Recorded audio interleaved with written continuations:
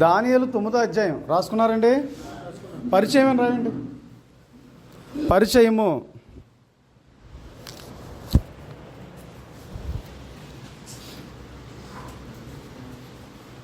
పరిచయం రాశారా? పాయింట్లు రాసుకోండి. యోధా రాజ్యంపై చిన్న చిన్న పాయింట్లుగా పెట్టుకోండి. యోధా రాజ్యంపై యెహోయాకీము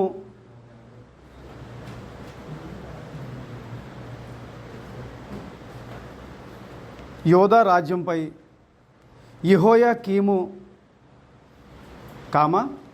యెహోయాకీను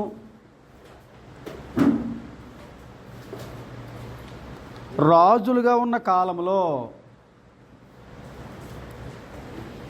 మళ్ళీ చెప్తాను, యోధా రాజ్యంపై యెహోయాకీను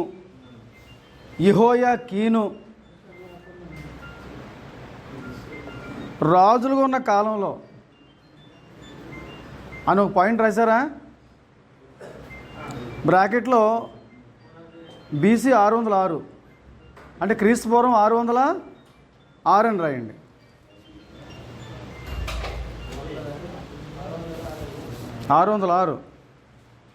అక్కడ ఒక పాయింట్ అయిందా? మళ్ళీ చెప్తున్నాను. యోధా రాజ్యంపై యెహోయాకీను రాజులు ఉన్న కాలంలో BC 600 క్రీస్తుపూర్వం 600 అది రాశారా? ఇద్దరు రాజులు చూపించాను అక్కడ మీకు నేను. యెహోయాకీము ఒకడు, తర్వాత ఇంకో పాయింట్ రాయండి. బబులోను రాజైన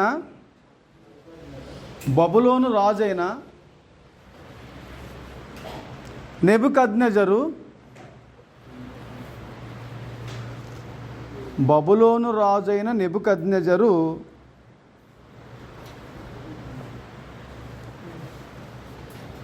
యెరూషలేముపై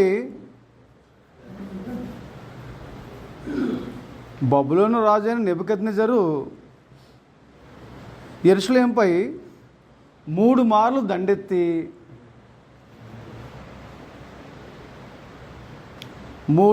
దండెత్తి దోచుకొని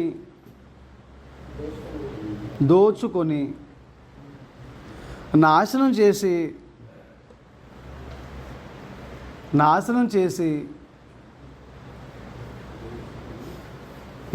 చేసి యోధావారిని చెరగొనిపోయెను.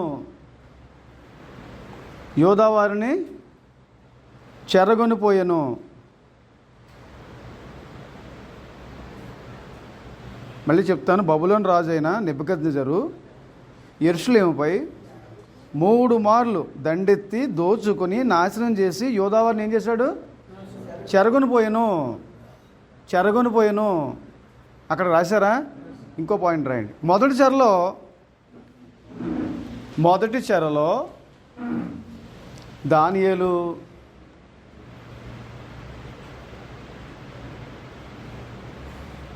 రెండవ చెరలో యెహెజ్కేలు కొనిపోబడిరి. మొదటి చెరలో దానియేలు, రెండవ చెరలో యెహెజ్కేలు కొనిపోబడిరి. అర్థమైందే పాయింట్? మొదటి చెరలో ఎవరండి? రెండవ చెరలో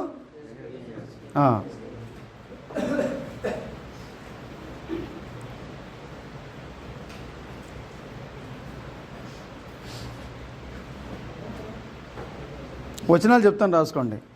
యెషయా 39:5-7. యెషయా గ్రంథం 39:5-7.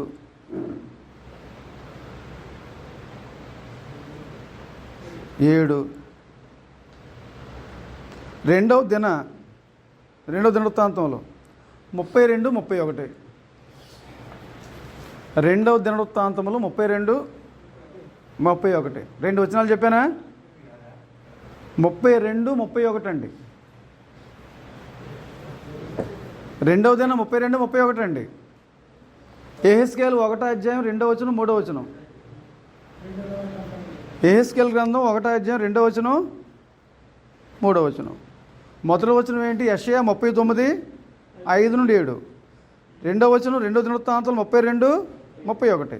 మూడో వచనం యెహెజ్కేలు 1వ అధ్యాయము 2వ వచనం 3వ వచనం. ఆ తర్వాత రాజులు 2వ గ్రంథం 24, 25 అధ్యాయాలు మీరు రాసేసుకోవాలి. ఆ 2 అధ్యాయాలు సమాచారం అంతా ఉంది.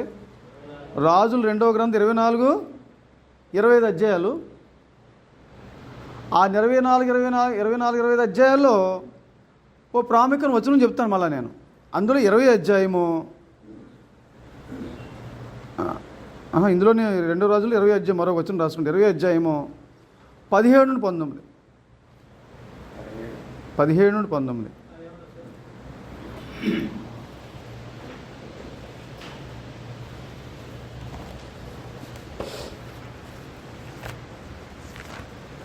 రాసుకున్నారండి?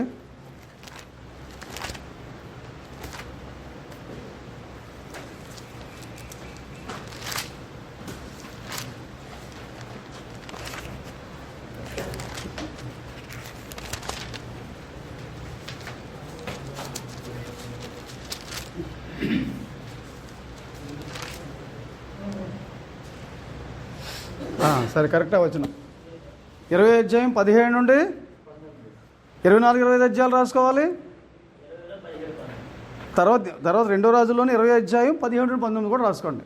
2 వచనాలు చెప్పాను ఇక్కడ, నేను మళ్ళీ 2 చెప్పాను కదా.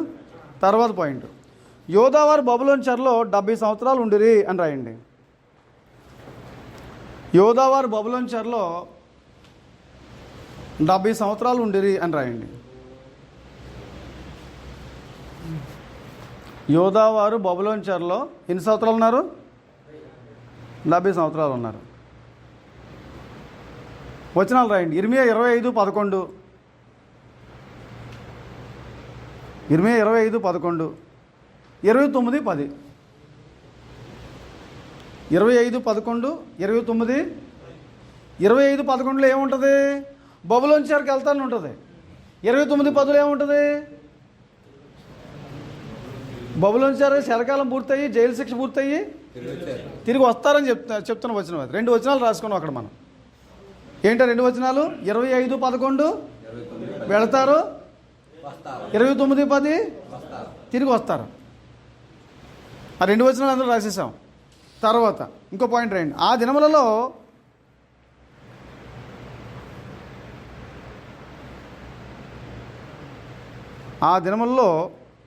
మాదియా పారసీక రాజ్యము, ఆ దినముల్లో మాదియా పారసీక రాజ్యము తలెత్తి, ఆ దినముల్లో మాదియా పారసీక రాజ్యము తలెత్తి కల్దీయుల బ్రాకెట్లో బబులోను రాసుకోండి. కల్దీయుల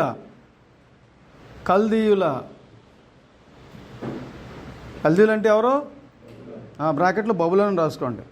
కల్దీయుల రాజ్యమును జయించి, ఈ మాదీల పారసీకులు ఏం చేశారు? ఆ బబులోను రాజ్యాన్ని ఏం చేశారు? జయించి దాని నేల ప్రారంభించను. మళ్ళీ చెప్తాను. ఆ దినముల్లో మాదియా పారసీక రాజ్యము తల ఎత్తి కల్దీల బ్రాకెట్లో బబులోను రాజ్యమును జయించి దాని నేల ప్రారంభించను. బబులోను సామ్రాజ్యాన్ని కోలుగొట్టి ఎవరు పరిపాలన చేస్తున్నారు? మాదీలు, పారసీకులు కలిపి. తర్వాత యూదుల చెరకాలము పూర్తి కాబోచున్నప్పుడు, నెక్స్ట్ పాయింటే, యూదుల చెరకాలము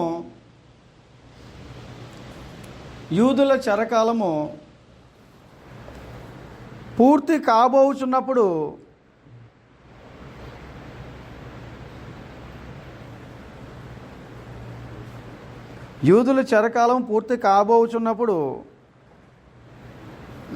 దానియేలు బహు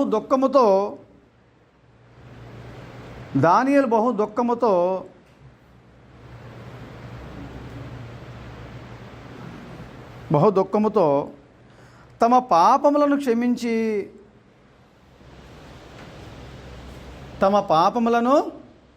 వాస్తవం దానియేలు ఏ పాపం చేయలేదు, అయినా సరే అందరితో కలుపుకొని ఏమంటాడు? మేము అంటాడు. ఆయన ఏ పాపం చేయకపోయినా వాళ్ళ పితరులు చేసిన పాపాలను బట్టి కలుపుకొని చెప్తున్నాడు. ఇది పరిచయ ప్రార్థన కాదు, ఇది పరిచయ ప్రార్థన. ఎలా తను ఏం చేసుకుంటాడు? హెచ్చించుకుంటాడు. అలర ప్రార్థన కాదు ఇది. తమ పాపములను క్షమించి కనికరించమని దేవునికి ప్రార్థన చేశాను. తమ పాపములను క్షమించి, అక్కడ దాకా రాశారు కదా,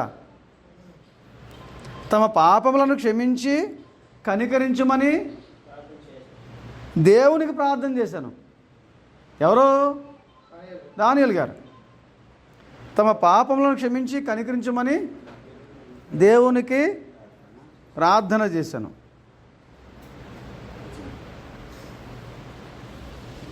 తర్వాత అప్పుడు దేవుడు, తర్వాత పాయింట్, అప్పుడు దేవుడు గబ్రియేలు, చాలామంది గాబ్రియేలు అంటారు, కాక దీర్ఘం లేదు, మీరు పెట్టొద్దు, గబ్రియేలు అని రాయండి. అప్పుడు దేవుడు గబ్రియేలు దూత ద్వారా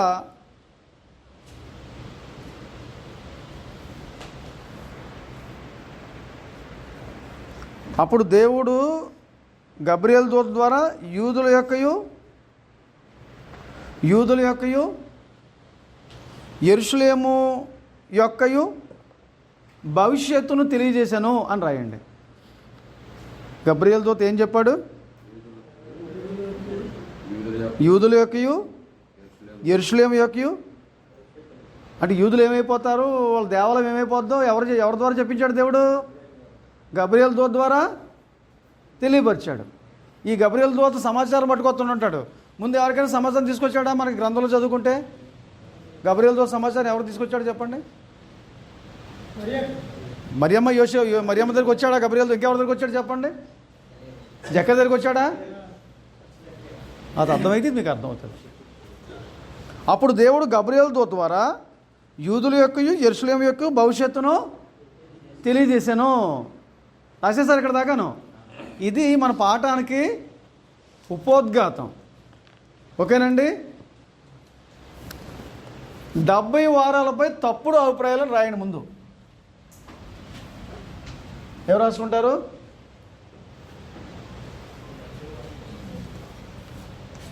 డెబ్బై వారాల గురించిన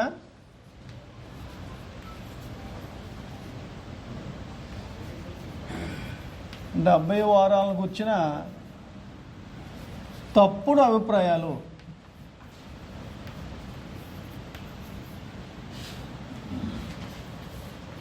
ఈ పాయింట్ రాయండి బ్రదర్.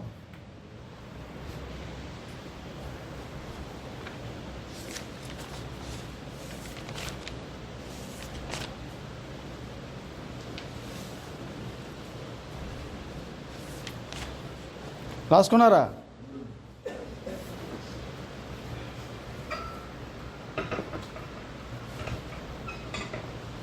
ఇందులో ఒకటి అంటే దీని గురించి లోకంలో ఎలాంటి బోధలు ఉన్నాయి అది ముందు చెప్తాను నేను. అది ఎలా తప్పో తర్వాత మళ్ళీ మీకు నేను ఇప్పుడే చెప్తాను. ముందు వాళ్ళు ఏం తప్పు చెప్తున్నారు మీకు తెలియాలి కదా. అంతగానే తప్పేదో తెలుస్తాను కదా, రైట్ ఏదో నువ్వు చెప్తావు. తప్పేదో ముందు మనం తెలియాలా? ఏం తప్పు చెప్తున్నారు ముందు అది మనం తెలియాలా? ఏం తప్పు చెప్తున్నారు రాసుకోండి ఈసారి.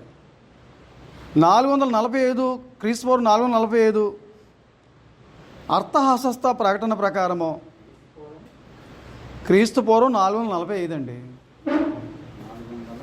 45 అర్థహస్త రాసుకోండి.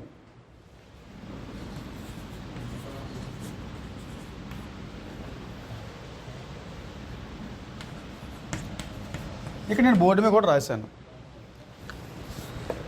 క్రీస్తుపూర్వం 445 అర్థహస్త ప్రకటన ప్రకారము, అర్థహస్త ప్రకటన చేశాడు కదా దేవాలయం నిర్మించుకోవడానికి. 445 రాసుకున్నారా? అర్థహస్త ప్రకటన ప్రకారము దానియేలు 70 వారాల ప్రవచనము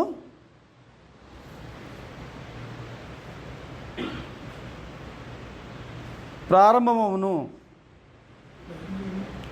దానియేలు 70 వారాల ప్రవచనము ప్రారంభమవును. నిజమా అబద్ధమా? మేము రాసుకుంది అంతాను, ఇప్పుడు రాయిపోయేది అంతాను నిజం కాదు. మనం రాస్తున్నాం అబద్ధాన్ని రాస్తున్నాం. అది గుర్తెట్టుకోండి. ఇది నిజం అనుకున్నారు కనుక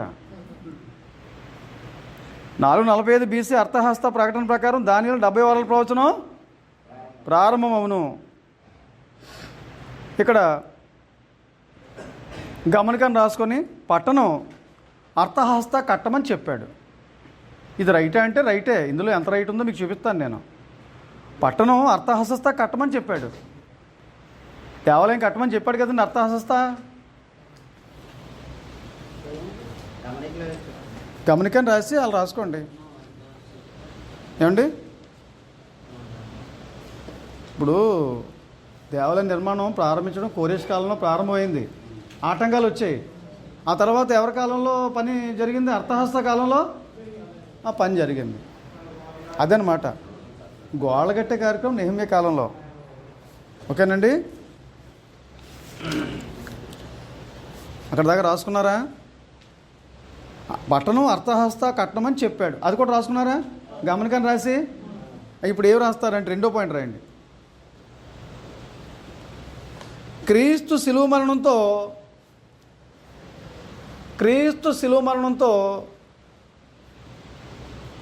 69 వారాలు అంతరించిపోతాయి. క్రీస్తు శిలువ మరణంతో 69 వారాలు అంతరించిపోతాయి.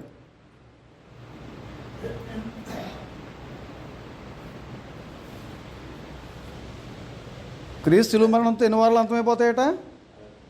69 వారాలు అంతమైపోతాయట. అప్పుడు సంఘయుగము ఆరంభమవుతుంది. అప్పుడు సంఘయుగము ఆరంభమవుతుంది.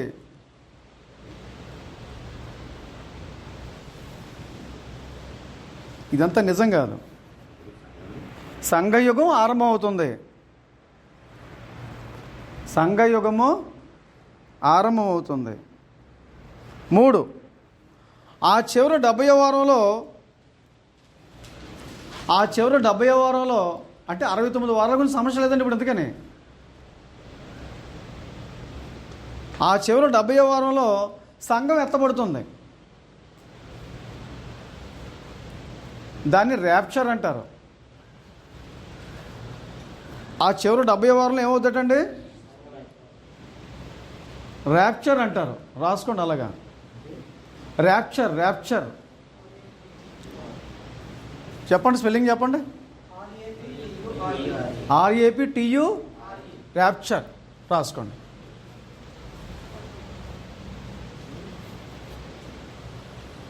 ఆ చివరి 70వ వారంలో సంఘం ఎత్తబడుతుందట. తర్వాత 7 ఏండ్లు శ్రమలు ప్రారంభమవుతాయి.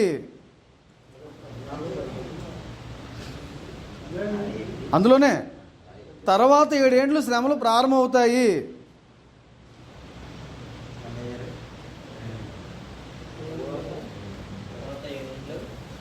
తర్వాత 7 ఏండ్లు, 7 రాసుకొని ఏండ్లని రాసుకోండి. 7 ఏండ్లు శ్రమలో ప్రారంభమవుతాయి.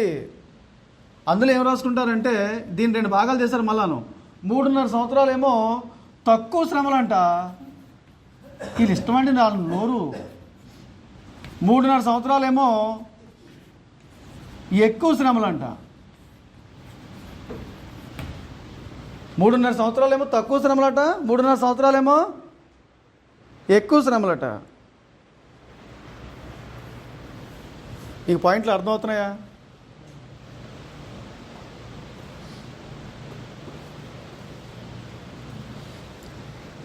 వినండి.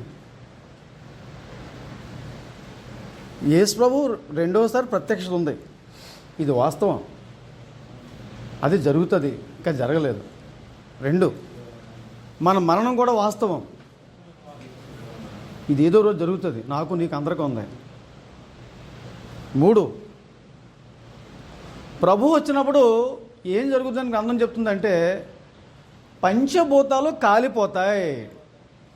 గాలి, నీరు, అగ్ని, భూమి, ఆకాశం ఏమైపోతాయి? ప్రభు వస్తే అన్నీ కాలిపోతాయి. కాలిపోయిన తర్వాత ఆయన వస్తున్నప్పుడు పాతాళ లోకంలో ఉన్నటువంటి ఆత్మలు తీసుకొస్తున్నారు. మృతుల లోకంలో ఉన్న ఆత్మల్ని. మృతుల లోకంలో నీతిమంతుల ఆత్మలు ఉన్నాయి, దుష్టుల ఆత్మలు కూడా. ఆ ఆత్మలు తీసుకొచ్చిన తర్వాత ఆత్మలకు దేవుడు మరొక దేహాలను అమరుస్తాడు. వాటినే మహిమ దేహాలు అంటారు. ఆ దేహాలు అమర్చబడిన తర్వాత అప్పుడు వారు ధవళ సింహాసనం తీర్పుకు వెళ్తారు. అర్థమవుతుందండి? అప్పుడు ఒకవేళ మనం బ్రతుకుంటే ఉన్న చోటన కండ్రపాట్లు ఈ మట్టి దేహాలు కాస్త ఏమైపోతాయటండి? మహిమ దేహాలుగా మార్చబడతాయి. అప్పుడు తీర్పు జరుగుద్ది. ఏ విషయంలో దేవుడు తీర్పు తీరుస్తాడు?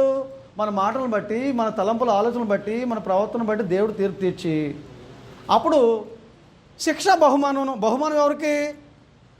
నీతిమంతులకి రండి అన్నాడు. శిక్ష ఎవరికి? పాపులకి పొండి అన్నాడు. కొందరేమో రండి అన్నాడు. ఇది జరగబోయేది. అయితే వీళ్ళు చెప్పేది ఏంటంటే ప్రభు రావడానికి ఇంకా రెండవసారి రావడానికి ముందు జరిగే కార్యక్రమాలు ఏం జరుగుతాయని చెప్తున్నారంటే ఆయన రాకముందు అసలు మధ్యాకాశం బైబిల్లో లేని మాట అది. గుర్తుపెట్టుకోండి, అది మధ్యాకాశం బైబిల్లో ఎక్కడ ఉండదు. వీళ్ళు కల్పించిన మాట అది. ఇలాంటివి చాలా మాటలు ఉన్నాయి, అదొకటే కాదు. రెండవ రాకడైన మాట కూడా బైబిల్లో ఎక్కడ ఉండదు. రెండోసారి ప్రత్యక్షం అవుతాడని ఉంటుంది అంతే. రెండవ రాకడని పదం కరెక్ట్గా ఉండదు ఎక్కడను. వాళ్ళు చెప్పేది ఏంటంటే ఆ రెండవసారి రావడానికి ముందు జరిగేది ఏంటంటే 7 ఏళ్ళు ఇక్కడ శ్రమలు జరుగుతాయంట. 3.5 తక్కువ శ్రమలు 3.5 సంవత్సరాలేమో 3.5 ఎంతైంది మొత్తం? 7 వచ్చిందండి. 7 వచ్చిందా? 7 సంవత్సరాలు శ్రమలు జరుగుతాయంట. ఇక్కడ ఈ భూమి మీద ఉన్న శ్రమలు జరుగుతుంటే మరి ఇక్కడ ఉన్న పరిశుద్ధులు అంటే అప్పుడు సంఘం ఎత్తబడుతుంది కదా. ఈ సంఘం ఎత్తబడినప్పుడు అక్కడ మధ్యాకాశంలోకి వెళ్ళిపోతారట. అక్కడ 7 ఏళ్ళు పెండ్లి విందు ఉందంట. పలావులు, మాంసాలు, చికెన్లు, బిర్యానీలు అన్నీ పెడతారట అక్కడ. 7 ఏంటంటే అక్కడ గొర్రెపిల్ల పెండ్లి విందు ఉందంట. గొర్రెపిల్ల అంటే గొర్రెపిల్ల కాదు, పెండ్లి విందు అంటే పెండ్లి విందు కాదు. రోమపత్రులు ఏముంది? దేవుని రాజ్యం అంటే భోజనం పానమో ఎక్కడుందన్నమాట.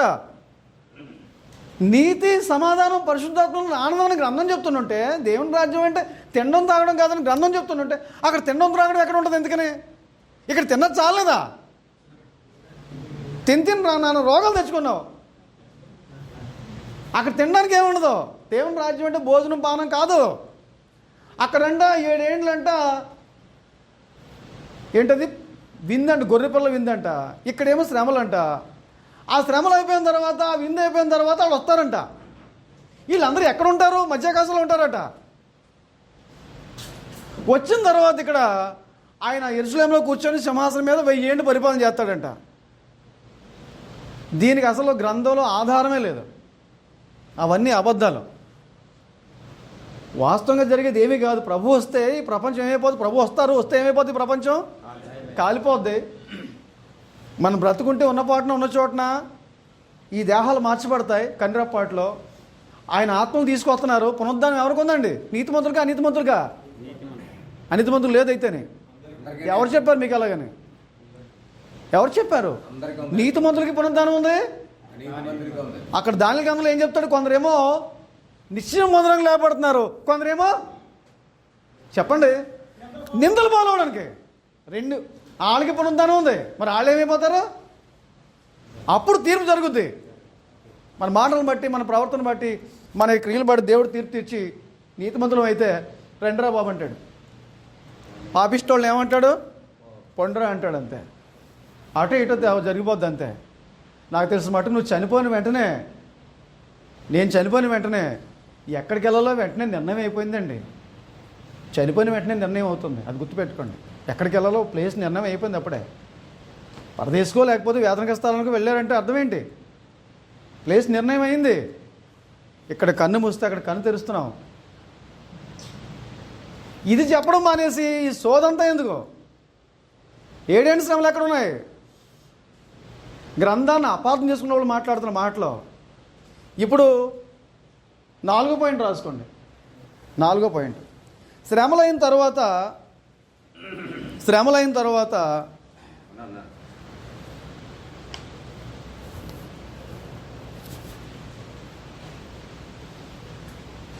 తర్వాత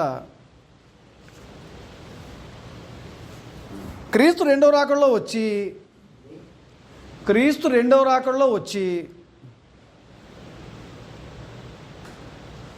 1000 ఏళ్ళు పరిపాలన చేస్తాడు. 1000 ఏళ్ళు పరిపాలన చేస్తాడు.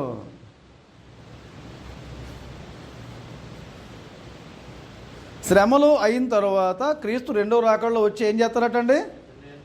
1000 ఏండ్లు. ఇప్పుడు ఆయన పరిపాలన చేయట్లేదనమాట. 1000 ఏండ్లు పరిపాలన చేస్తాడు. కామబెట్టి లేవి యాజక ధర్మపు బలులు పునరుద్ధరింపబడతాయి అని రాయండి. మళ్ళా ఆ లేవీలు, ఆ యాజకులు, ఆ ప్రధాన యాజకులు ఇవన్నీ వస్తాయండి. మళ్ళాను లేవి యాజక ధర్మపు బలులు అని రాయండి. లేవి యాజక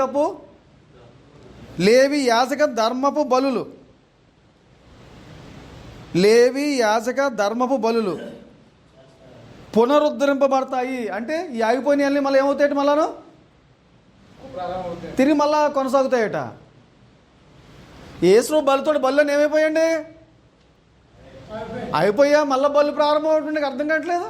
మళ్ళీ ఇంకోసారి బలి అవడానికి వస్తాడా ఏంటి? అయిపోయింది, సిస్టమ్ అయిపోయింది. అక్కడేమో ప్రధాన యాజకుడు అహరోను బదులు యేసు ప్రభువు ప్రధాన యాజకుడు. అక్కడున్న యాజకుల బదులు ఇప్పుడు యాజకులు ఎవరయ్యారండి? ఇప్పుడు ఆరాధన అందరం చేస్తున్నాం. ప్రతి ఒక్కరు యాజకులమే. అందరూ ప్రతి క్రైస్తుడు యాజకుడే. తర్వాత ఐదో పాయింట్ రాయండి. 1000 ఏండ్ల పాలన ముగించబడిన తర్వాత 1000 ఏండ్ల పాలన ముగించబడిన తర్వాత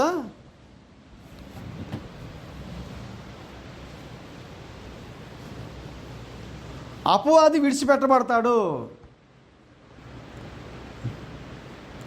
అపవాది విడిచిపెట్టబడతాడు.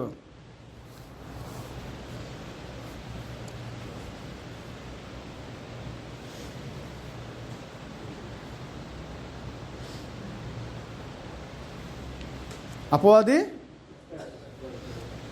6వ పాయింట్. అపవాది గోగు మాగోగులను సమకూర్చుకొని, అపవాది ఏం చేస్తాడు? గోగు మాగోగులను సమకూర్చుకొని, గోగు మాగోగులను సమకూర్చుకొని యెరూషలేము మీదకి దండయాత్ర చేస్తాడు. యెరూషలేము మీదకి ఏం చేస్తాడటండి? దండయాత్ర చేస్తాడు. 7వ పాయింట్ రాశారండి సోదరులారా? అపవాది గోగు మాగులను సమకూర్చుకొని యెరూషలేము మీదకి దండయాత్ర చేస్తాడు. రాయగలిగారు అందరూ? తర్వాత పాయింట్ 7వ పాయింట్, కడవరి తీర్పు జరుగుతుంది. ఎప్పుడు? 1000 ఏండ్ల పాలన అయిన తర్వాతట కడవరి తీర్పు జరుగుతుంది.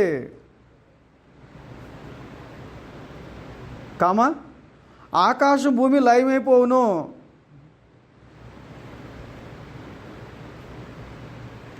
ఆకాశం భూమి ఏమైపోతాడండి? లయమైపోవును.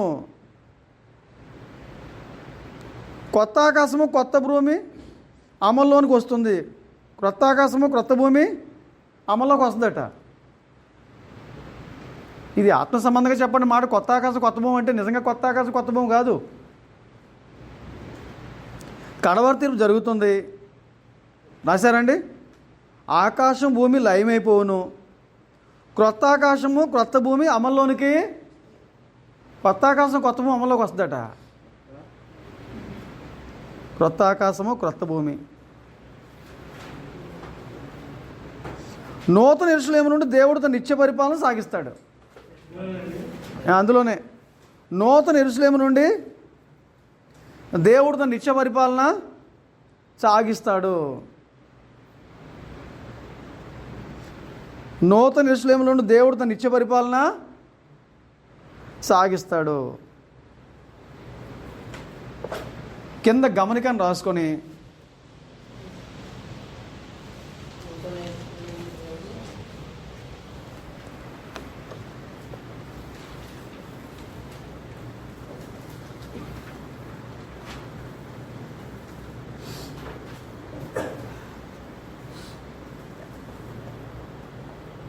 పైన చెప్పబడినటువంటి సంగతులు, పైన చెప్పబడిన 7 సంగతులు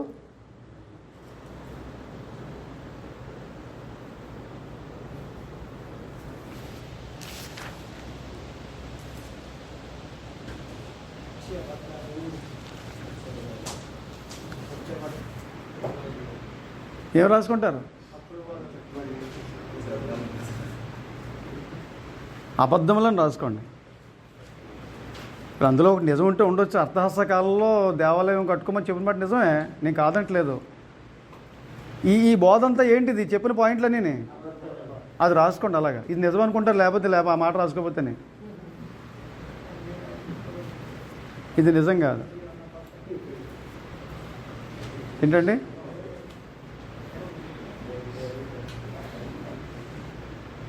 ఇది కథ కాదని రాస్తుంటారు చూసారా, అలా టైప్ అనమాట. ఇది నిజం కాదు అని రాసుకోండి.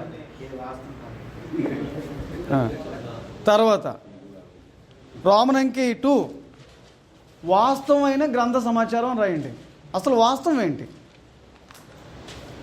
వాస్తవమైన గ్రంథ సమాచారం రాయండి. వాస్తవమైన గ్రంథ సమాచారము.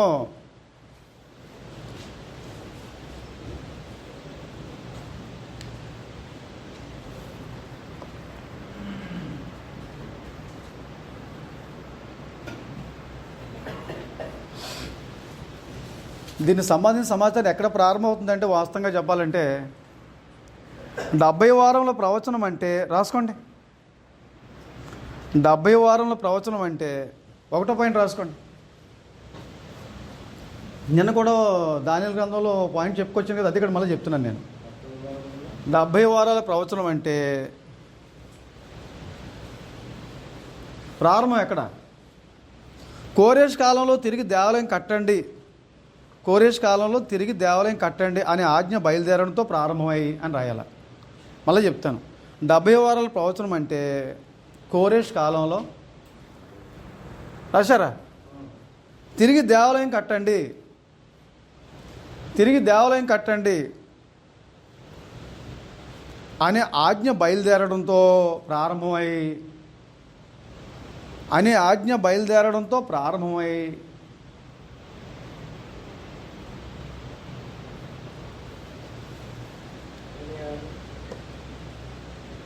కోరేష్ అన్నాడా దేవాలయం కట్టుకుంటాని?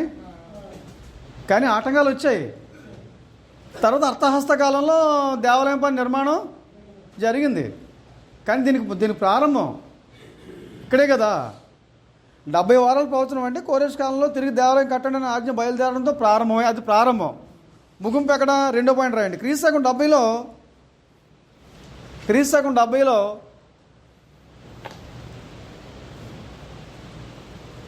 క్రీస్తుశకం 70లో యెరూషలేము పతనంతో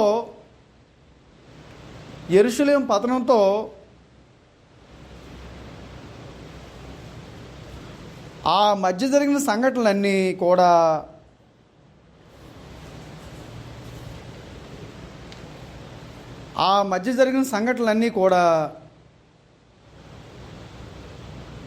ఏ మధ్యలో? కోరేష్ కాలంలో తిరిగి దేవాలయం కట్టండి అన్నది ప్రారంభం. అక్కడ ముగింపు ఎక్కడ? టైటస్ క్రీస్తుశకం 70లో దేవాలయాన్ని నాశనం చేస్తాడు, అక్కడ వరకు ఈ మధ్యలో. అర్థమైందండి? ఆ మధ్య జరిగిన సంఘటనలన్నీ కూడా ఈ 70 వారాల ప్రవచనానికి సంబంధించినవి అని రాసుకోండి. ఆ మధ్య జరిగిన సంఘటనలన్నీ కూడా ఈ 70 వారాల ప్రవచనానికి సంబంధించినవి. ఈ 70 వారాల ప్రవచనానికి సంబంధించినవి. మత్తయి సువార్త 24:15 రాసుకోండి. వచనం మత్తయి సువార్త 24:15 రాసుకోండి.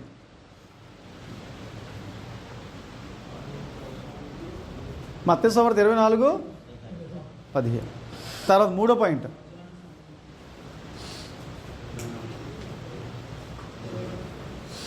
ఈ 70 వారములో జరుగు 2 కార్యములు. ఈ 70 వారంలో జరుగు 2 కార్యములను రాసుకోండి. తర్వాత పాయింట్, ఈ 70 వారాల్లో జరిగే 2 కార్యక్రమాలు ఏంటి?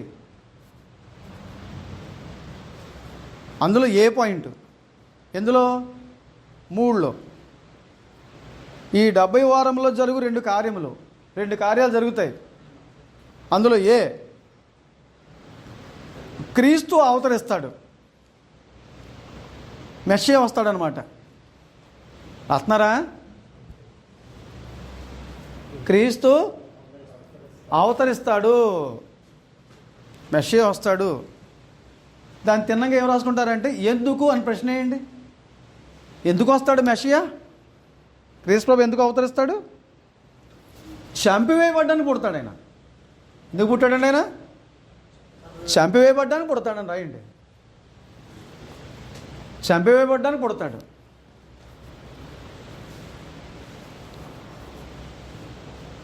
బి పాయింట్ రాయండి.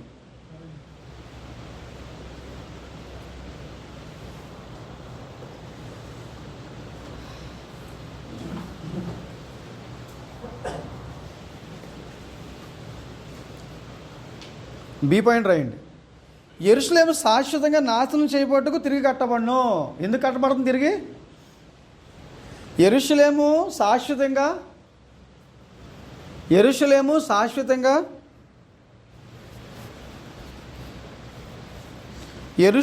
శాశ్వతంగా నాశనం చేయబట్టుకు తిరిగి కట్టబడను.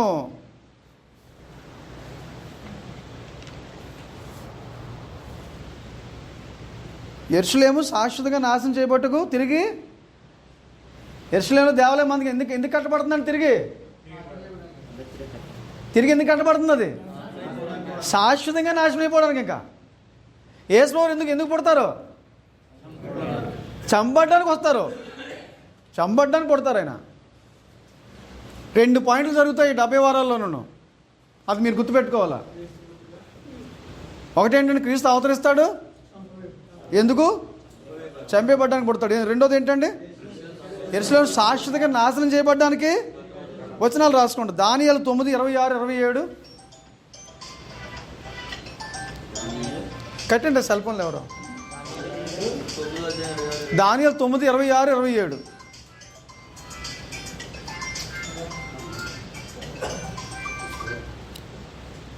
రాశారా? నాశనకరమని హే వస్తువు అని రాయండి. దాన్ని తిన్నగా వచనం తిన్నగా నాశనకరమని హే వస్తువు.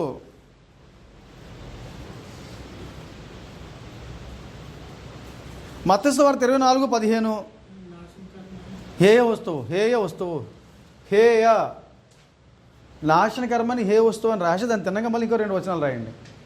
ముందుకు వచ్చిన రాశారు, తర్వాత మా మాట రాయమన్నాను. తర్వాత మత్తయి సువార్త 24:15 లోక 21:20 మత్తయి సువార్త 24:15 లోక 21:20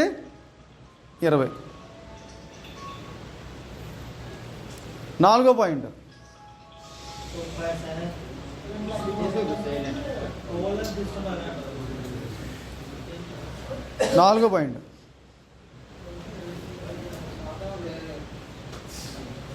దేవుడు ఇశ్రాయేలుతో చేసిన 4వ పాయింట్. దేవుడు ఇశ్రాయేలుతో చేసిన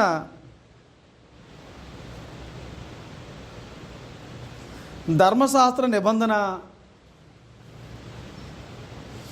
దేవుడు ఇశ్రాయేలుతో నిబంధన చేశాడండి సీనాయి కొండ మీద. ధర్మశాస్త్ర నిబంధన ఇవన్నీ పోతాయి. ఇంకా ఆరాధన రాయండి. ఆరాధన, ప్రజలు, పట్టణము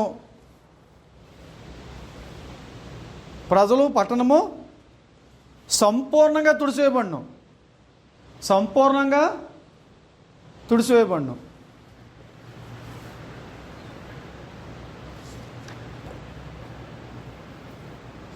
దేవుడు ఇశ్రాయేలుతో చేసినటువంటి ధర్మశాస్త్ర నిబంధన కానీ, ఆరాధన కానీ, ప్రజలు కానీ, ఆ పట్టణం కానీ సంపూర్ణంగా ఏమవుద్దండి?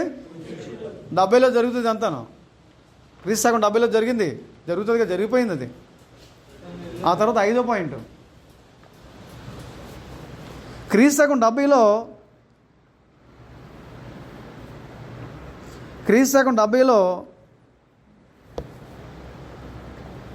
దేవుని సంబంధులు బ్రాకెట్లో ఇశ్రాయేలీలు అని రాసుకోండి.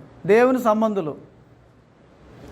క్రీస్తు శకం 70లో దేవుని సంబంధులు బ్రాకెట్లో ఇశ్రాయేలీలు. దేవుని సంబంధులు పట్టణము ప్రజలు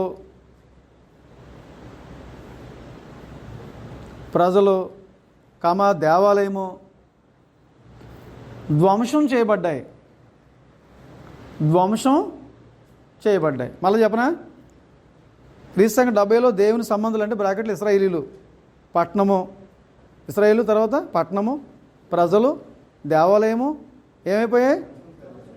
ఇక్కడ గమనికని రాసి ఎవరు ధ్వంసం చేశారో పాయింట్ చెప్తాను, రాసుకోండి. గమనికని రాయండి.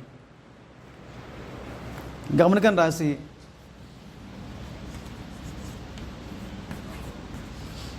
వెష్వేషియన్ కుమారుడు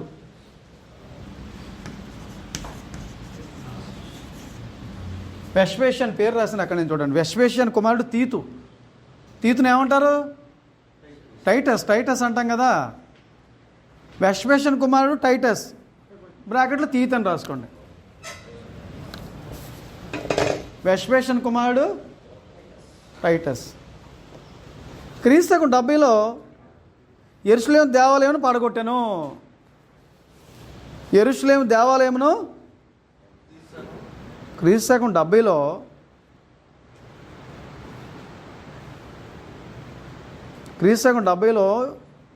యెరూషలేము దేవాలయం ఏం చేశాడు? ఇతను పడగొట్టాడు.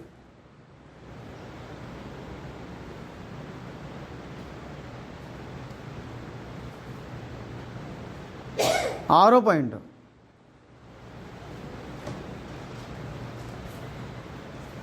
ఐదు పాయింట్లు చెప్పాను కదండి. ఆరో పాయింట్, భౌతికమైన యెరూషలేములో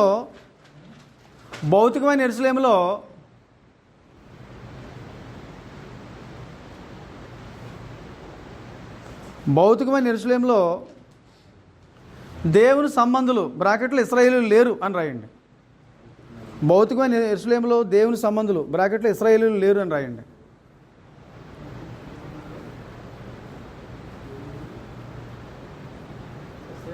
భౌతికమైన యెరూషలేములో దేవుని సంబంధులు బ్రాకెట్లు ఇశ్రాయేలీయులు లేరు.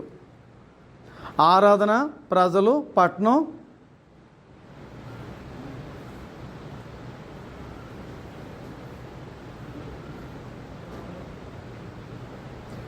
ఆరాధన, ప్రజలు, పట్టణం,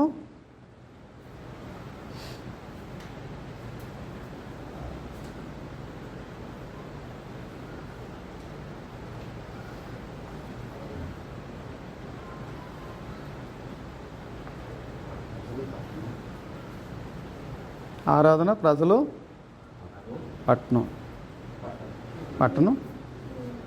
ఇక అది దేవుని పట్టణం కాదు అని రాసుకోండి. ఇక అది దేవుని పట్టణము కాదు.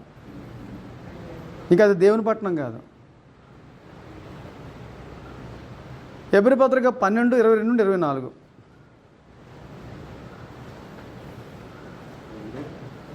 హెబ్రీ 12:22-24 ఒకసారి చదవండి ఎవరైనా.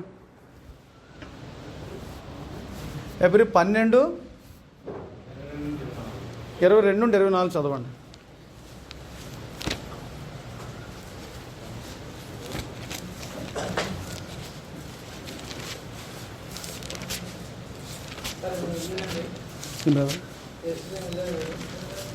యెరూషలేము నేను వెళ్ళలేదండి.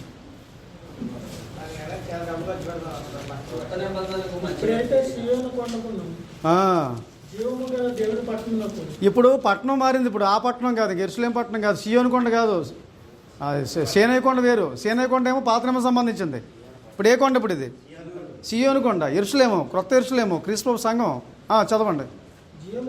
దేవుని పట్టణమునకు అనగా పరలోక యెరూషలేమునకు వేలాది కొద్ది దేవదూతల యొద్దకు పరలోకమందు రాయబడి ఉన్న జ్యేష్ఠుల సంఘమునకు వారి మహోత్సవమునకు అందరి న్యాయాధిపతి అయిన దేవుని యొద్దకును సంపూర్ణ శుద్ధి పొందిన నీతిమంతుల ఆత్మ యొద్దకును కొత్త నిబంధన మధ్య వర్తి అయిన యేసు యొద్దకును ఏబేలు కంటే మరి శాశ్వతము వరకు ద్రాక్షరసమునకు మీరు వచ్చి ఉన్నారు. కాబట్టి ఇప్పుడు యెరూషలేములో దేవుని సంబంధులు పద్ధతి మార్చబడింది. ఇప్పుడు పద్ధతి మార్చబడింది.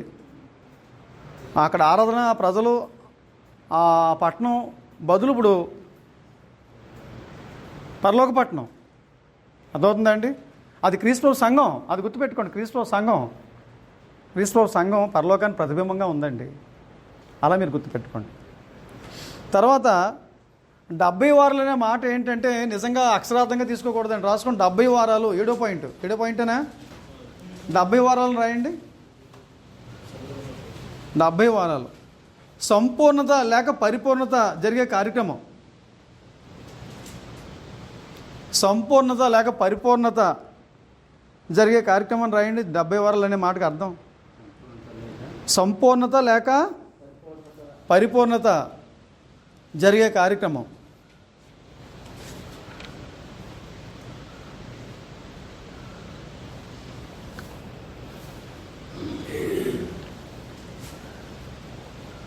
డెబ్బై వారాలు అనేది అక్షరార్థంగా తీసుకోకూడదు.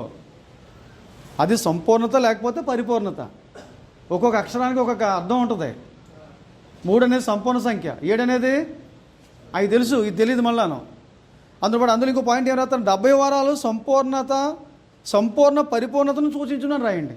ఇంకో పాయింట్ అందులోనే 70 వారాలు సంపూర్ణ పరిపూర్ణతను సూచించునని రాయండి. 70 వారాలు సంపూర్ణ పరిపూర్ణతను సూచించును.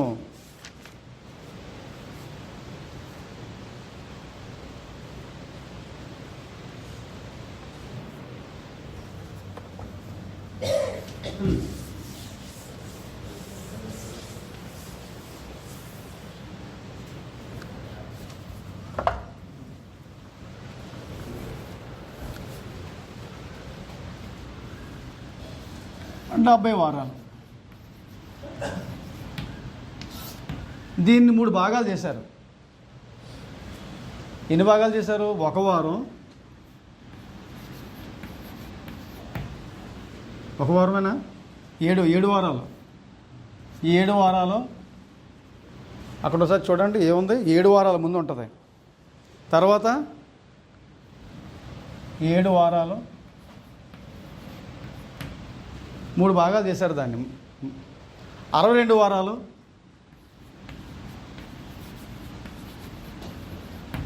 62 వారాలు, ఒక వారం. అంతేనండి ఉంది దానియలు గ్రంథంలో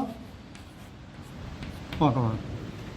ఇప్పుడు 7 వారాలు అంటే ఎలా లెక్కలు కట్టారంటే 3 వచనాలు బేస్ చేసుకుంటారు. వాళ్ళు ఉపయోగించే 3 వచనాలు ఏంటంటే ఆదికాండం 29:27లో రాహేల్ని ఇస్తానని చెప్పాడు, ఇవ్వలేదు. మామ మోసం చేశాడు. అప్పుడు మామ ఏమంటాడు, ఈ వారం కూడా పూర్తి చేయంటాడు. వారం అంటే ఎన్ని సంవత్సరాలు చేశాడు? ఒక వారం అంటేనే అక్కడ. అందుకని చెప్పేసి 7 సంవత్సరాలు కలిసి ఒక వారం అని అలా లెక్కలేశారు. అర్థమవుతుందండి? అంటే మరి 7 వారాలు అంటే దీన్ని ఎలా లెక్కలేశారు వాళ్ళు? ఇప్పుడు ఎన్ని సంవత్సరాలు వస్తుంది అలా అనుకుంటేనే 49 సంవత్సరాలు వస్తుంది. కానీ ఇది రైట్ కాదు. ఇది వాళ్ళు వేసిన లెక్కలు చెప్తున్నాను నేను. 49 సంవత్సరాలు వస్తుందని చెప్తున్నారు. అంతేనా? మరి దీనికి ఎంత వస్తుంది? 62 వారాలకి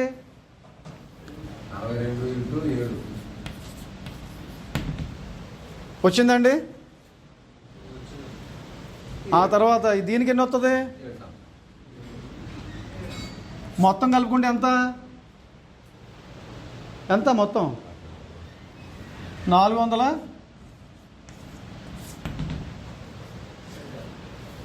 దీనికి వచనాలు ఏం చెప్తారో ఒకసారి మీరు గుర్తుపెట్టుకొని అక్కడ రాసుకోండి, ఎందుకన్నా మంచిది మీకు. ఆదికాండం 29:27 ఏమండి? ఏంటి చెప్పండి. ఆదికాండం చెప్తాను, రాసుకోండి. ఆదికాండం పక్కన అక్కడే రాసుకోండి, దాని కింద రాసుకోండి, నోట్స్ అని రాసుకోండి. ఆదికాండం 29:27. ఆదికాండం 29:27 ఆ వచనాన్ని కూడా బేస్ చేసుకుంటారండి. నీ ఈ వారం కూడా సంపూర్తి చేయమంటాడు కదా మామయ్య అంటాడా? ఆడు వారం సంపూర్తి చేశాడంటే ఎన్ని సంవత్సరాలు ఉన్నాడు? మీకు పాయింట్ అర్థం లేదా? రాయల కోసం 7 సంవత్సరాలు కొలువు చేశాడు, ఒక వారం. ఇంక ఈ కోసం కూడా ఈ వారం కూడా సంపూర్తి. అక్కడ వారం అన్నాడు కదా, వారం అంటే ఎన్ని సంవత్సరాలు చేశాడు? కాబట్టి ఒక రోజు సంవత్సరం ఎక్కడ బైబిల్ లేదు, కానీ దాన్ని బేస్ చేసుకుంటున్నాను అలాగా. అది రైట్ కాదు. ఒక రోజు సంవత్సరం ఎక్కడ బైబిల్ లేదు. ఇంకో వచనం చూపిస్తారు చూడండి. సంఖ్యాకాండం 14:34 అది కూడా రాసుకోండి. సంఖ్యాకాండం 14:34 మోషే వేగు చూడడానికి 12 మందిని పంపించాడు కదా, అందులో 10 మంది ఏమో చెడ్డ సమాజాన్ని చెప్పారు, 2 ఆ తర్వాత చెడ్డ సమాజం చెప్పిన వాళ్ళు చచ్చిపోతారు, తెగులు వచ్చి చచ్చిపోతారు. ఆ తర్వాత దేవుడు దాని పనిష్మెంట్గా ఏమంటాడు, వీళ్ళు 40 రోజులు తిరిగారు కాబట్టి రోజుకు 1 సంవత్సరం చొప్పున 40 సంవత్సరాలు అంటాడు. అంతేనా అన్నాడా? ఆ విషయం ఎక్కడుంది? సంఖ్యాకాండం 14:34. దాన్ని ఒకటి బేస్ చేసుకుంటారండి, ఇంకో వచనాన్ని బేస్ చేసుకుంటారు. ఈ వచనాలు రాసుకున్నారా? ఇంకో వచనం ఏంటంటే యెహెజ్కేలు గ్రంథం 4:6. యెహెజ్కేలు గ్రంథం 4:6 ప్రకారంగా ఒక రోజు సంవత్సరం అని చెప్పేసి అనుకోవడానికి ఈ 3 వచనాలని బేస్ చేసుకుంటున్నారండి. యెహెజ్కేలు 4:6.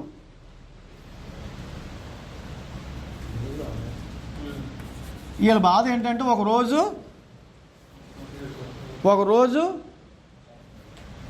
ఒక సంవత్సరం. ఒక రోజు సంవత్సరానికి క్లారిటీగా బైబిల్లో స్పెసిఫిక్గా లేదు, జనరల్గా వాడితే వాడవచ్చు కానీ స్పెసిఫిక్గా మాత్రం ఒక రోజు సంవత్సరం లేదు. కానీ ఇలా లెక్కలేస్తారు వీళ్ళు. ఏంటండి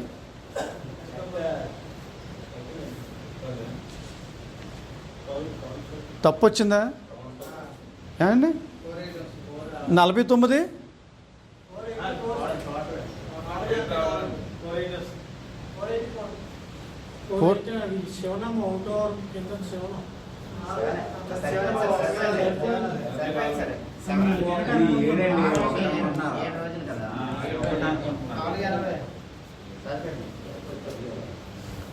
ఓకేనా? కన్ఫ్యూజ్ పోయిందా? అలా అడగండి, తప్పే ఉంది. ఇప్పుడు ఇది వాళ్ళ ఊహ అంతే. ఇందులో 69, ఇందులో ఇది అయిపోయిందంట. ఏది 7 వారాలు అయిపోయిందట, 62 వారాలు కూడా అయిపోయిందంట. ఏది ఉండిపోయిందంటే వాళ్ళ కోసం ఇది ఒకటి ఉండిపోయిందంట. ఏది? అది ఇంకా జరగలేదట. వీళ్ళ గొడవ అండి. మీకు చూపిస్తాను గ్రంథంలో, ముందు నోట్స్ రాసుకొని చెప్తాను.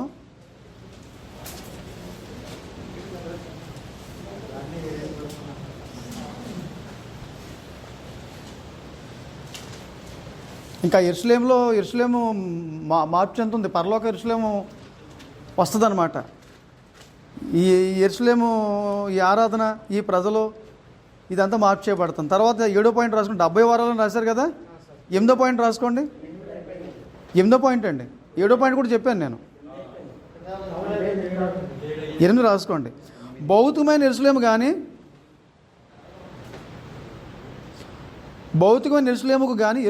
కానీ అది ఆ మాట చెప్తే పైది మీకు అర్థమవుతుంది. భౌతికమైన యెరూషలేము కానీ భౌతికమైన ఇశ్రాయేలు కానీ భౌతికమైన యెరూషలేము కానీ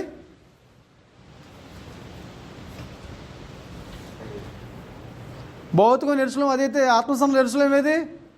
పరలోకం. భౌతికమైన యెరూషలేము కానీ భౌతికమైన ఇశ్రాయేలు కానీ భౌతికమైన యెరూషలేముకు కానీ భౌతికమైన ఇశ్రాయేలుకు కానీ, అది కూడా రాశారా? భౌతికమైన దేవాలయములకు కానీ ఇక ఏ ప్రాముఖ్యత లేదు. ఇప్పుడు ఎవరో యూదులు దేవాలయం కట్టుకోవడానికి ఆలోచన చేస్తున్నారంటే అక్కడ మసీదు కట్టేశారట. ఇదంతా దీనికి అసలు సంబంధమే లేదండి. ఎందుకనే సంబంధం లేని విషయాలు మాట్లాడుతున్నారు.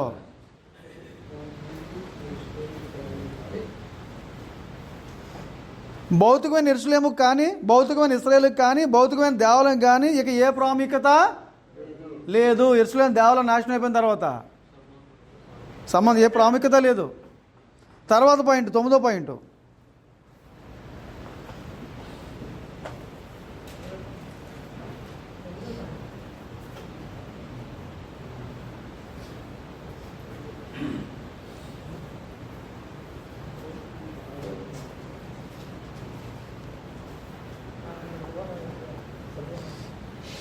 బహు సంబంధించినటువంటి ఇశ్రాయేలుతో కానీ దేవాలయంతో కానీ దేవునికి సంబంధం లేదన్నమాట ముందు వచ్చింది కదా.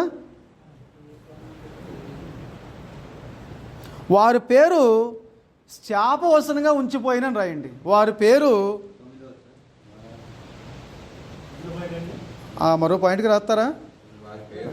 వారి పేరు శాపవచనంగా ఉంచిపోయాను. ఎవరి పేరు? ఆ భౌతికమైనటువంటి ఇశ్రాయేలు పేరు. వారి పేరు శాపవచనముగా ఉంచిపోయాను.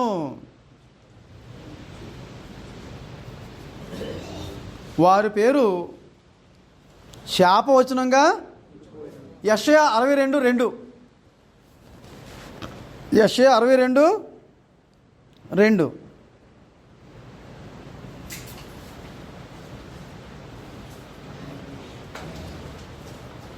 యెషయా 65:15 65:15 2 వచనాలు చెప్పాను యెషయా గ్రంథంలో. అవి చదవండి ఒకసారి, చదవండి, లైన్గా చదవండి. మీరు తర్వాత మీరు చదవండి, అలా చదవండి. యెషయా గ్రంథం 62:2 చదవండి. బాబురావు గారు చదవండి.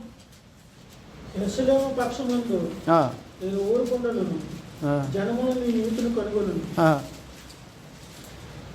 రాజులందరూ నీ మహిమను చూసుదురు, యెహోవా నీ నిలుపుబోవు కొత్త పేరు నీకు పెట్టుబడును. ఏదంటే కొత్త పేరు?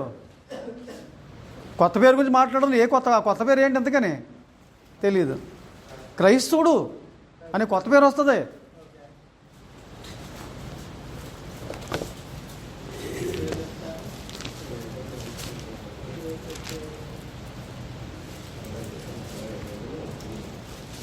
యెషయా 62:2 జనములు నీ నీతిని కనుగొనును, రాజులందరూ నీ మహిమను చూసేదరు, యెహోవా నిలుపుబోవు కొత్త పేరు నీకు పెట్టబడును. కొత్త పేరు గురించి మాట్లాడుతున్నాడు. ఇంకో వచనం చదువుతాం కదా, 65:15 కూడా చదివేయండి.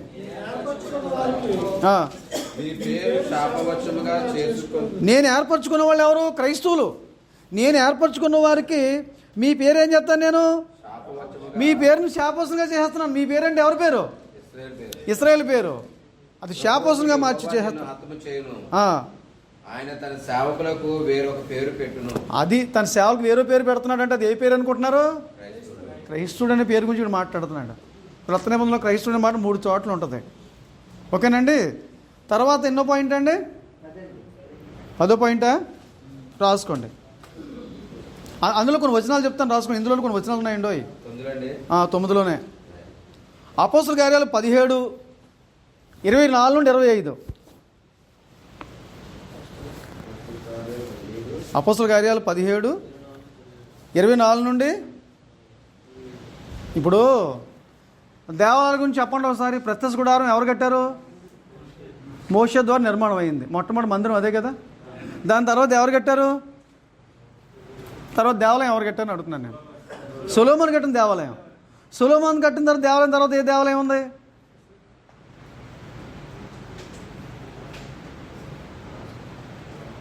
సొలొమోను కట్టిన దేవాలయం తర్వాత దేవాలయం లేదా? మరి ఎజ్రా నెహెమీయా గ్రంథాలు మీరు చదవలేదా? చెప్పండి. అది జెరుబ్బాబెలు కట్టినటువంటి మందిరం. ఎవరు కట్టిన మందిరం అండి అది? అట్లేదా? తర్వాత 4వ మందిరం ఏంటి? వాస్తవంగా చెప్పాలంటే ఏ రోజు కట్టిన మందిరం అంటాం మనం. ఏ రోజు కట్టిన మందిరం అంటాం. వాస్తవంగా చెప్పాలంటే జెరుబ్బాబెలు కట్టిన దేవాలయాన్నే ఈ హెరోదని రాజు మరమ్మతులు చేసి దాన్ని విశాలపరిచి సకల సౌందర్యవంతంగా ఏ రోజు చేసినట్లుగా మనకు చరిత్ర చెబుతుంది. యూదులకు మెప్పు కోరి అతడు అట్లు చేస్తుంటాడని చెప్పేసి చెప్పుకుంటుంటారు. దినదినము ఏదో ఒక అలంకారం దీనికి తగిలించి ఉండడం చేత దానికి 46 సంవత్సరాలు పట్టిందని వారు చెప్పుకుంటుంటారు. అర్థమవుతుందండి. యోహాను సువార్త 2:20లో మాట ఉంటుంది. 46 సంవత్సరాలు పట్టిందంట దాన్ని రీమోడలింగ్ చేయడానికి. రోమిలు దీన్ని ఎప్పుడు పాడు చేశారండి? అదే టైటస్ క్రీస్తుకం 75 సంవత్సరాలు దాన్ని ఏం చేశాడు? పాడు చేశాడు. అందును బట్టి ఇప్పుడు మనం చదువుకున్న వచనంలో ఏమండి ఆ వచనం ఆ ఏ రోజు కట్టిన మందిరం గురించి 2:20లో ఉంటుందండి యోహాను సువార్త. ఇప్పుడు నా పాయింట్ ఏంటంటే మన పాయింట్ ఏంటంటే అపొస్తలుల కార్యాలు 17:24-25 వచనాలు ఏముంటుందండి? హస్తాకృతమైన ఆలయాల్లో దేవుడైనా నివసింపడు. దేవుడు ఎంత పెద్దోడో చెప్పమంటారా? ఆకాశం నా సింహాసనం, భూమి నా మొక్కలపేట. కూర్చుంటేనే ఎంత ఉంటే నిలబడితే ఎంత పెద్దోడో చెప్పండి. ఇప్పుడు మీరు కూర్చుంటేనేమో ఆకాశం సింహాసనం అంట, కాళ్ళు ఎట్టుకుందామని చూస్తే కాళ్ళు ఎక్కడ పడ్డాయి? నిలబడితేనో అంత పెద్ద దేవుడు. నా కోసం మీరు మందిరాలు కడతారా? హస్తకృతమైన ఆలయాలైనా నివసించడం. మరి ఇప్పుడు మందిరం ఏది? అలవాటు టెంపులా? ఇప్పుడు మందిరం ఏదండి? కొరింథీయులకు రాసిన మొదటి పత్రిక 3:16-17 వచనాలు రాసుకోండి. కొరింథీయులకు రాసిన మొదటి పత్రిక 3:16-17. మీ దేహము దేవుని వల్ల మీకు అనుగ్రహించబడి, అదేనా ఉంది అక్కడ మాట? మీరు చదవండి మాట. కొరింథీయులకు రాసిన మొదటి పత్రిక 3:16-17 వచనాలు ఏముందో చదవండి. అయితే మీ దేహం గురించి చెప్తున్నాడు. మీ దేహం దేవుని వల్ల. ఇప్పుడు దేవుని ఆలయం అంటే ఎవరండి? సంఘమే దేవుని ఆలయం.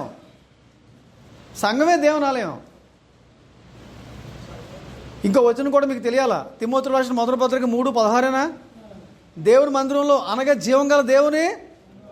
మళ్ళా దేవుని మందిరం అంటే ఏంటంటే క్రీస్తు సంఘమే దేవుని మందిరం. ఇప్పుడు మందిరం అంటే ఎవరండి? నేనే. ఎవడైనా ఈ దేవాలయాన్ని పాడు చేస్తే నేను వాడిని పాడు చేస్తాను అన్నాడు. ఇప్పుడు దేవాలయాన్ని పాడు చేయడం అంటే ఏంటండి? కొన్ని పంపించుతున్నారు మనుషులు. పానపరాకులు, కిల్లీలు, జరదాలు, 5000 కళ్ళు, సారా, బ్రాందీ, విస్కీ. నువ్వు మజ్జిగ తాగు, ఎవరు వద్దన్నారు? మంచినీళ్ళు తాగు, ఇంకా మంచిది. జ్యూస్ తాగు, మంచిది. ఇప్పుడు మీకు మోటార్ సైకిల్ ఉన్నాయి కదా మనకి, దాంట్లో ఏం పోయాలండి? ఏ కిరసనాలు పోతే వెళ్దా? ఎవరు చెప్పారు వెళ్దాని? వెళ్తుంది. నువ్వు ఉండవు, బండి ఉండదు కాసేపటికి. ఇది పెట్రోల్ ట్యాంక్. ఇది ఈ పెట్రోల్ ట్యాంకులో పెట్రోల్ పోయాలి మనం. అంతేనండి. పెట్రోల్ పోయడం అంటే ఏంటి? మంచినీళ్ళు పోయి, మజ్జిగ పోయి, జ్యూస్ పోయి, ఏది పోసినా వద్దందో. మరి ఏవో పోతే లోపల కాలిపోవా? అన్నీ ఆ ఇడ్లీలు కిడ్నీలు ఉన్నాయి కదా, అవన్నీ పోవండి మరి. అందుకని చెప్పేసి ఏది పోయాలో అదే పోయాలా? ఏమండి? ఈ ఆలయాన్ని ఎవడైనా పాడు చేశాడా? కొందరు వ్యభిచారం చేస్తున్నాడు అంటే ఎయిడ్స్ వచ్చింది. అదిగో నువ్వు ఆయన ఆలయాన్ని పాడు చేసావు. నా చింతనలోనూ తాటేకపాకలు ఉండి ప్రార్థనకు వచ్చేవారు. చుట్టలు తెచ్చుకొని ఆ పెడకను పెట్టి ఒక్కోసారి పెడక కాలిపోయేది కదా, ఒక్కోసారి చుట్ట ఆరిపెత్తా ఆవిడ దయ. ఆ తర్వాత లోపలికి వచ్చి అని పరిశుద్ధ అని పాటలు అయిపోయిన తర్వాత ఎవరు చుట్టాలు పట్టి అంటే వాళ్ళ ఉద్దేశం ఎక్కడ కాల్చకూడదని, ఇక్కడ కాల్చకూడదు అనమాట. ఎక్కడైనా కాల్చుకొచ్చారు, బుర్ర పని చేయక. ఇక్కడ కాల్చకూడదా, బయట కాల్చుకోవచ్చా అంటే వాళ్ళ దేవాలయం ఏంటంటే వాళ్ళకి అర్థమో. దేవుని ఆలయం అంటే ఇదేనండి. ఇదిగో ఈ ఆలయాన్ని ఎవ్వరూ పాడు చేయకూడదు. సువార్థికులు మనం కూడా పాడు చేయకూడదు. సువార్థికులు సిగరెట్లు కాల్చే వాళ్ళు చూశాను నేను. మందు తాగేవాళ్ళు ఉన్నారు, తెలుసా అండి? మందు తాగేవాళ్ళు ఉన్నారు. ఒక ఆయన నా కళ్ళారు చూసిన ఆ రోజు వెళ్ళే నేను ఏదో చూడడానికి వెళ్ళాను సోదరుడిని. అప్పటివరకు నాకు తెలియదు. నలుగురిని కూర్చోబెట్టుకొని చచ్చి బిల్డింగ్లో తాగుతున్నాడండి. ఎంత ధైర్యం అండి! చచ్చి బిల్డింగ్లో ఏం చేస్తున్నాడండి? నన్ను కూర్చోబెట్టుకొని తాగుతున్నాడండి. మళ్ళీ ఎప్పుడు ఆ సోదరుతో నేను మాట్లాడడం మానేశాను. ఇంకా నాకేం తెలుసు అతను రహస్య జీవితం.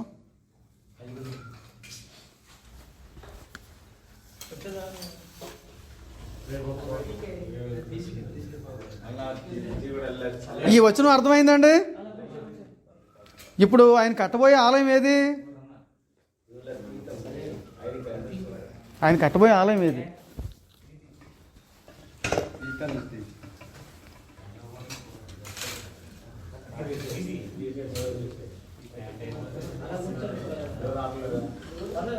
రెండు వచనాలు రాసుకోండి. జకర్యా గ్రంథం 6:12. జకర్యా గ్రంథం 6:12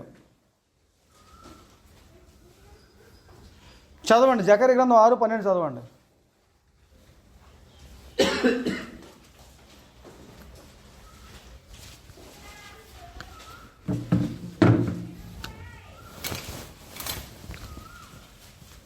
అతనితో ఇట్లను ఆ, సైన్యములకు అధిపతి యెహోవా ఆ, సెలవిచ్చింది ఏమనగా, ఆ. చిగురు అని ఒకడు కలడు. ఏ చిగురండి ఆయన? యేసు వరకు ఉన్న పేరు తెలుసు కదా, దావీదు వేరు చిగురు. ప్రకటన 5:5 ఉంటుంది అన్నమాట. చిగురు అనేవాడు ఒకడు వస్తాడు. ఎవరికి వచ్చిన ప్రవచనం ఇది? అతడు తన స్థలంలో నుండి చిగురించును. అతడు తన స్థలంలోంచి ఏం చేస్తాడు? చిగురించును. చిగురించును. అతడు యెహోవా ఆలయం కట్టును. యెహోవా ఆలయం కడతాడు. ఎవరండి ఆయన? యేసుప్రభువు వారు. ఏదో ఆలయం? సంఘమే, దేవుని ఆలయం. మత్తయి సువార్త 16:18 ఏమన్నారు చెప్పండి? ఈ బండ మీద నా సంఘమును మరియు నువ్వు పేతురువు. ఈ బండ మీద నా సంఘమును. సంఘము నువ్వు అన్నాడా? సంఘము నువ్వు అన్నాడా? ఏకవచనం గుర్తుపెట్టుకోండి. సంఘమును, సంఘమును ఏకవచనం. కట్టెదను. కట్టింది ఎవరండి? బ్రహ్మ, లోద్రన్న, దేవదసయ్య, ఏమండి, భక్తసింగ. ఎవరండి కట్టింది? పరంజ్యోతయ్య. వీళ్ళు కట్టారా? దేవసాయి గారు కట్టారా? వీళ్ళు కట్టండి సంఘాలు. అదేనండి వీళ్ళయ్యా సంఘాలు. కట్టెదను నేను, నాది అన్నాడు. ఇది నాది. ఇంకెవరికి? ఈ బండ మీద నా అన్నాడు. నా అంటే ఇంకెవరికి? సంఘమును ఏకవచ్చును. నాది అన్నాడు. నాది అంటే ఇంకెవరికైనా చెందుతండి? ఇక్కడ పెన్ను ఉంది. ఇది నాది అంటే ఇంకెవరికైనా చెందండి? ఒక ఆమెకు తాళి కట్ట నాది అంటే అర్థం ఏంటండి? మీది కూడా అంటారా? నాది నాకు సంబంధించిన ప్రాపర్టీదే. నాదంటే మీదంటారంటే నాకు అర్థం కాదు. నాదది, నేను తాళి కట్టుకున్నాను, నా భార్య. నాది, నాది నా. సంఘమును ఏకవచ్చును, సంఘాలు కాదు. కట్టెదను. వారిని కట్టింది ఎవరో చెప్పండి? నోవహు. ప్రస్తుత కూడా కట్టింది ఎవరో చెప్పండి? మోషే. యెరూషలేము దేవాలయం కట్టింది ఎవరండి? సొలొమోను. యెరూషలేములో సంఘాన్ని కట్టింది ఎవరండి? క్రీస్తు వారు. సిగ్గురనే కూడా వస్తాడు తన ఆలయాన్ని. ఇక ఈ దేవాలయంతో పని లేదు. ఈ దేవాలయం, ఈ ఆరాధనలు ఇవన్నీ మార్చిపడతాయి. సిగ్గురనే కూడా వస్తాడు. అతను తన ఆలయాన్ని ఏం చేస్తాడు? 12వ వచనం చదివేశారండి? రాసుకున్నారా? 6:12 రాసుకున్నారా? ఇర్మియా గ్రంథం 23, 5వ వచనం, 6వ వచనం రాసుకోండి. ఇర్మియా గ్రంథం 23వ అధ్యాయము 5వ వచనం, 6వ వచనం. ఇర్మియా గ్రంథం 23వ అధ్యాయం అండి, 5వ వచనం, 6వ వచనం. ఇది కూడా చదవండి.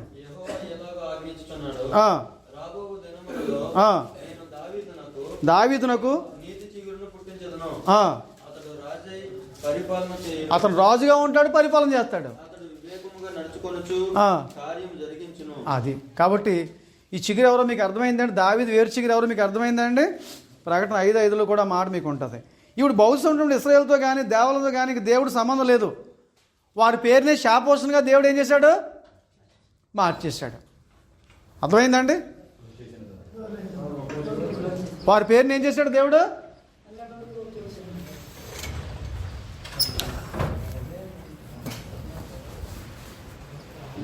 శాపోషణగా మార్చేశాడు.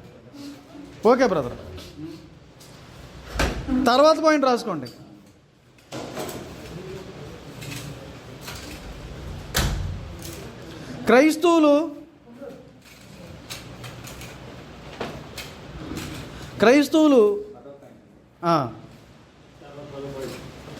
క్రైస్తవులు ఆత్మ సంబంధమైన ఇశ్రాయేలీలు. క్రైస్తవులు ఎవరండి? ఆత్మ సంబంధమైన ఇశ్రాయేలీలు. క్రైస్తవులు ఆత్మ సంబంధమైన ఇశ్రాయేలీలు. సీనాయి కొండతో సంబంధం లేనివారు. సీనాయి కొండకి మనకేం సంబంధం ఉందా? సీనాయి కొండ మీద ధర్మశాస్త్రం ఇచ్చాడని గుర్తుపెట్టుకోవాలి. సీనాయి కొండ మీద, సీనాయి కొండతో సంబంధం లేనివారు.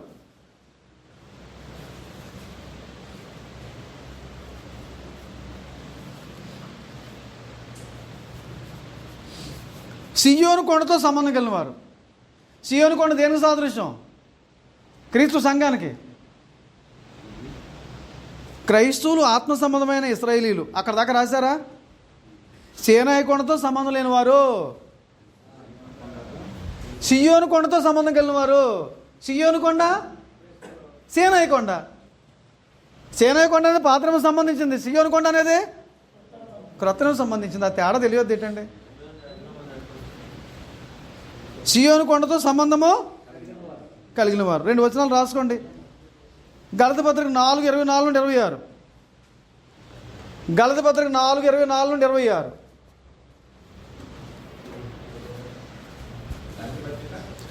4:24 నుండి 26. 4:24 నుండి 26. గలతీ 6:15-16. గలతీ 6:15-16.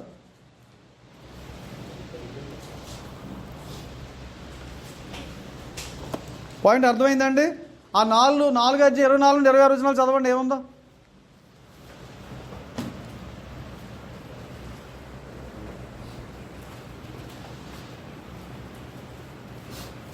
నాలుగు 24 నుండి 26. ఈ సంకల అలంకార రూపముగా చెప్పబడి ఉన్నవి. ఈ స్త్రీలు రెండు నిబంధనలు ఉన్నారు. వాటిలో ఒకటి సీనాయి కొండ సంబంధమైన దాస్యంలో ఉండుటకు పిల్లల కనులు. ఇది ఆగరు. ఈ ఆగరు అనేది అరేబి దేశంలో ఉంది ఉన్న సీనాయి కొండే. ప్రస్తుతం ఉన్న యెరూషలేము దాని పిల్లలతో కూడా దాస్యం ఉన్నది కనుక ఆ నిబంధన దానికి ధీటుగా ఉన్నది. ఇక్కడ 2 గురించి ప్రస్తావన ఉందండి. ఉందండి 4:24లో బ్రదరు. అది మీరు గుర్తుపెట్టుకోండి. ఈ సంగతులు అలంకార రూపంగా చెప్పండివి. ఆ స్త్రీలు 2 నిబంధనలు, 2 స్త్రీల గురించి చెప్తున్నాడు. ఆగర్ గురించి, శారమ్మ గురించి అని. వాటిలో ఒకటి సీనాయి కొండ సంబంధమైంది, దాస్యంలో ఉంటకు పిల్లల గన్ను. ఇది హాగరు. తర్వాత 25వ వచనం. ఈ హాగర్ అనేది అరేబియా దేశంలో ఉన్న సీనాయి కొండయే. ప్రస్తుతం మందున్న యెరూషలేము దాని పిల్లలతో కూడా దాస్యం ఉంది కనుక ఆ నిబంధన దానికి ధీటై ఉన్నది. అయితే పైన యెరూషలేము స్వతంత్రంగా ఉన్నది, అది మనకు తల్లి. కాబట్టి సీనాయి కొండ వేరు, సీయోను కొండ వేరు. అర్థమవుతుందా అండి? ఆగర్కి సంబంధించిన వాళ్ళు పాత నిబంధన ప్రజలు. షారాకి సంబంధించిన వాళ్ళు ఎవరు స్వతంత్రులు? ఇస్సాకు కదా వాగ్దాన పుత్రుడు కాదా? అదిగో షారాకి సంబంధించిన వాళ్ళు, అర్థమవుతుందండి? ఆ తర్వాత గలతీ 6:15-16 ఏముంటుంది? మనం ఎవరమని చెప్తుంది అక్కడ? ఎలాంటి ఇశ్రాయేలు మనము? ఆత్మ సంబంధమైన ఇశ్రాయేలు మనము. మనం ఇశ్రాయేలు ఎలాంటి ఇశ్రాయేలమే? సున్నత పొందిన ఇశ్రాయేలు కాదు మనం. చదవండి, ఆ మాట ఉందండి. కొత్త సృష్టి పొందుటే గాని పొందుటేమీ లేదు, పొందకపోవటేమీ లేదు. ఈ పద్ధతి చొప్పున నడుచుకుని వారందరికీ అనగా దేవుని ఇశ్రాయేలుకు సమాధానమును కృపయు కలుగునుగాక. అవునండి, దేవుని ఇశ్రాయేలేమో. ఇక్కడ ఈ 75 సంవత్సరానికి అపోస్తలులందరూ చచ్చిపోయారండి. పౌలు గారిని కూడా చంపేశాడు. ఎవరో నీరో చక్రవర్తి చంపేస్తాడు. అదవుతుందండి. అందులో ఒకడు మిగిలాడు. ఎవరో చెప్పండి, లాస్ట్ వరకు ఉంటాడు. యోహాన్ గారు, ఆయన మిగిలాడు. అదవుతుందండి. చాలామంది ఏం చెప్తారంటే యేసుప్రభు తల్లి ఇంకా ఆవిడ బ్రతుకుందని, ఆవిడ బ్రతుకుంటా ఆ తల్లిని యోహాన్ గారు ఆవిడ తీసుకుని వెళ్ళి ఎక్కడికి ఆసియా ఖండానికి తీసుకెళ్ళిపోయాడని చెప్పేసి కొందరు చెప్తారనమాట. యోహాన్ గారు ప్రభు తల్లిని ఎఫెసుకి తీసుకుని వచ్చాడని చెప్పేసి కొంతమంది చెప్తారు. కాబట్టి యెరూషలేము దండచేత చుట్టబడినప్పుడు యోహాను వెళ్ళిపోయాడు. యోహాన్తో పాటు తన యేసుప్రభు తల్లిని కూడా ఆయన తీసుకెళ్ళాడని చెప్పేసి మనం కొంచెం చరిత్ర ఆధారాలను బట్టి మనం చెప్పుకుంటుంటాం. అంతే. ఇక్కడతోటి కొంత పాఠం అయ్యింది, ఇంకో కొంచెం పాఠం ఉంది.